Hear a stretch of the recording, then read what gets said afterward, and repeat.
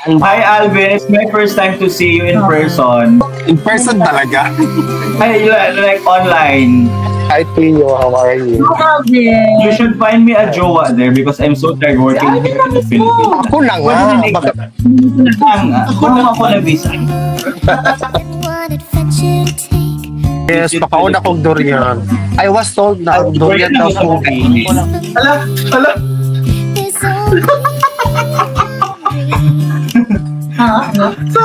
Sabi niya kasi gusto niyo daw kumain ng durian. Sabi ni Tio, yun yung gusto mo kainin. Nakalalanda, sinabi ng Baka gusto niya mangustin. Pero Alvin, you're single. Maraming santol dito. Alvin, sabihin mo si Kongkolong birthday greeting for me. Ano daw, birthday greetings? O sige, sige. Pati ikaw. Oh, of course. Pero saan yung birthday Tio? Kilig na kilig. Nakilig ako. Moise. Grabe kinikilig ka, ramdam-ramdam ko hanggang dito. Basta tayo na ako, sobra. 1, 2, 3, go! Bangag. Ngiwit. Putol. Invite nyo si Maharlika sa dinner niyo ni Sir Alvin. Huwag na yun. Huwag nyo invite yun. Baka mang Sharon yun. Ano mag-Sharon? Balutan mo ako. Tiyo, top ka or bottom? From the top, make it drop. Make some wet ass. Na-inlove si Alvin sa muscle ni Tiyo. Parang the other way around. Wow. Nag-post si Risa Hontiveros saying na Michael's video, which exposes the identities of witnesses and victims and discloses the personal information of her staff, presents a clear and present danger to people's safety. Ang sabi ni Risa Tanas, it presents danger to people's safety. Now Risa, tatanungin kita, bakit mo pinapublicly discuss ang confidential fund ni VP Sara? It would expose the identities of the people and it would also disclose the personal information of the people working towards that confidential fund. Now, alam mo na no, si alias Rene pa lang yun. Gumawa lang yun ng video. Whether or not it's true, na-expose na yung mga tao.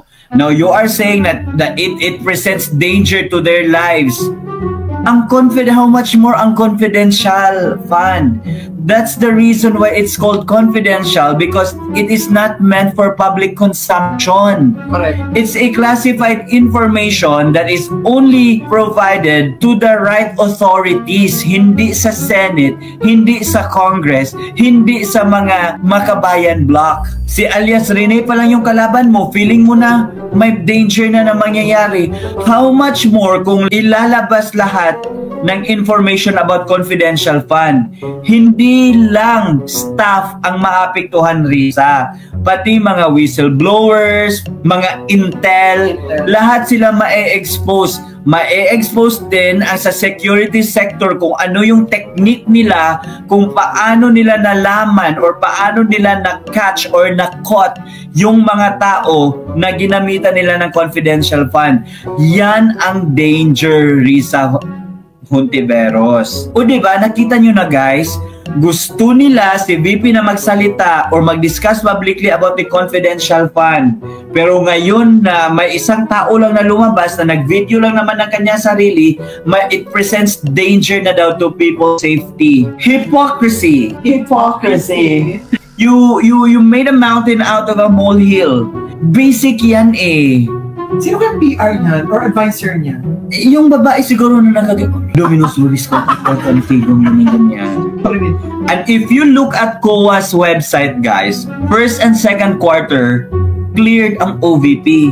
Kailan ba ginastos ang confidential fund? First and second quarter. So ano pang hinihintay nyo dyan? Correct. Mag-send na kayo ng stars. That's why I follow you, Tio. Naiyak ako sa talino. Oh, Basic pa yun, charet. Pag kami magkakasama, he reads. Nagbabasa siya at nanonood siya, ina-analyze niya. Nagtatanong pa nga yan kung tama ba yung pagkaintindi niya. So that's how smart he is. Ano din, ito din si Paolo, naboboard siya. Kasi habang, for example, kung makain kami, ganyan-ganyan lang ako ng phone. Nagsusulat na ako, guys. Yeah. Kaya pinaglalaban namin si VP Sara. Kaya tinatawag niyang bloodbath itong impeachment na to. Because she will be forced to name names. And she will be forced to publicize something that is not really meant for public consumption. Now, can they file a case against VP Sara on that aspect? No.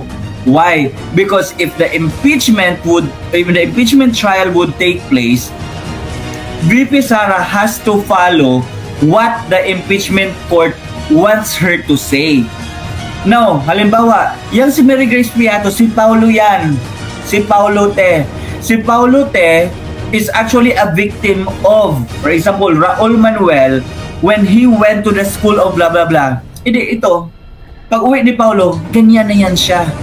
Pamilya niya hahanapin yan, i-research yan. Bakit?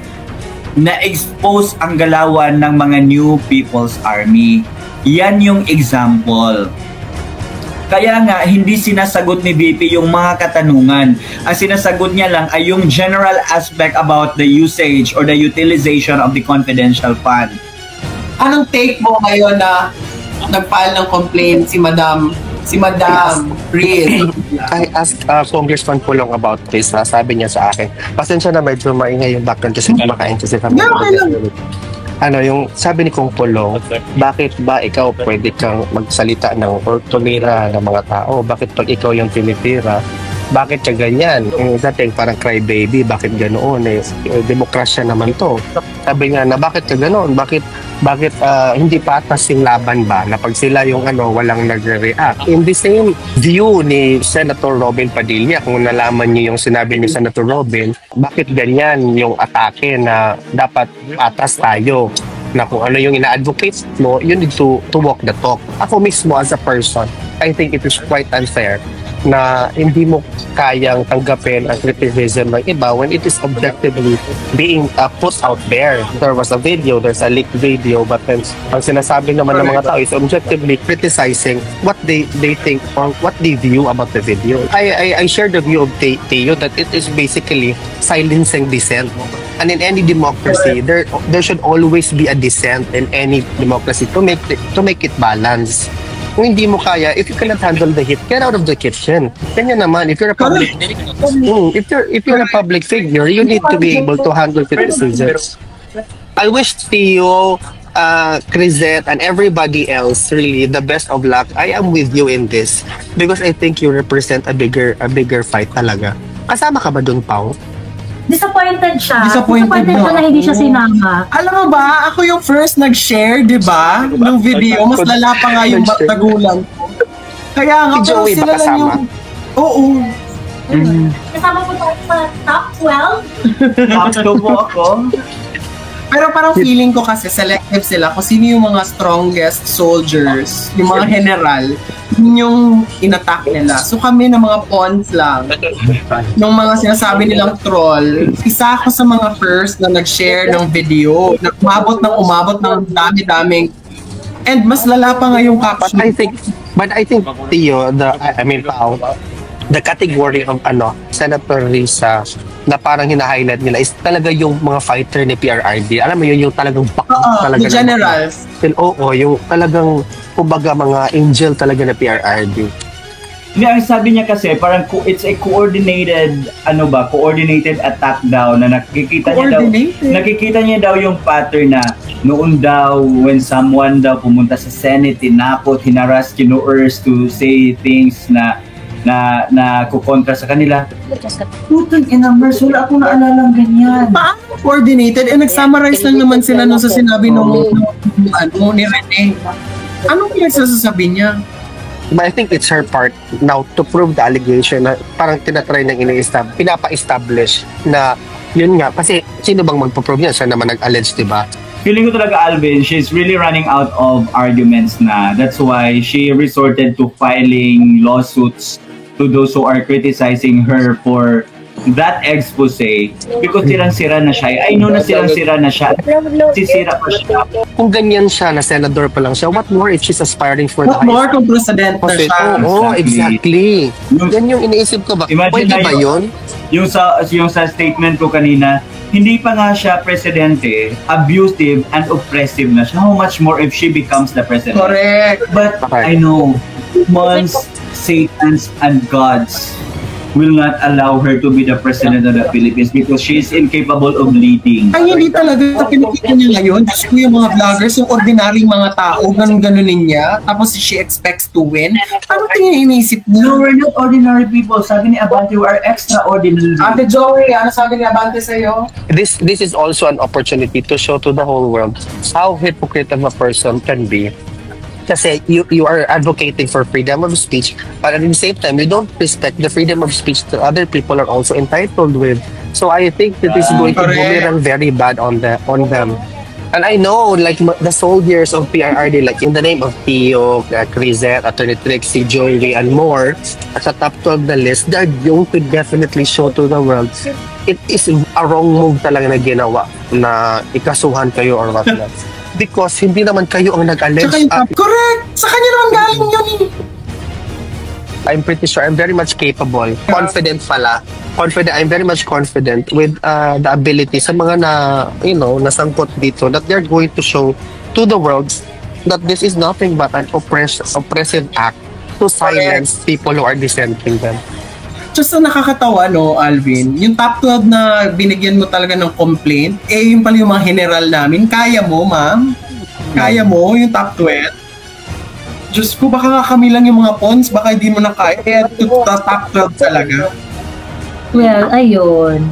Yung sa interim release ng PRRD, feeling ko there are some interest groups within and outside the Philippines who do not really want PRRD to be released.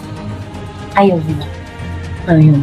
Well, I think they really see PRRD as a disruptor Yung parang pagka kasi si PRRD nandyan and he can continuously talk to the people, gano'n, natatakot sila baka mag-initiate ng I do not know, disruption, ganyan. Mm-hmm. So that's why they would prefer PRRD to be locked up in Hague. Because that will serve the interest of course, the Bongbong Marcos administration, the Yellows, some people who are, I would say lahat ng tao na merong pangarap sa 2028 would prefer PRRD to stay in The Hague. So lahat yan, lahat. Ayan. Nakakalungkot. Sabi ni Ma'am Raquel, Miss Joey, sabi po ni Atty. Libayan, si DOJ na daw po ang papalit ng ombudsman. Yan ngayon, chika. And I think that might be the reason kaya hindi pinapublish yung Ay, hindi nila pinapublish yung committee report ng foreign relations ni Senator Amy Marcos. So, I would like to know what Senator Amy Marcos would do. I learned that she actually communicated the concern. Matagal na raw silang nagsulat sa Senate na bakit hindi niyo pinapublish yung report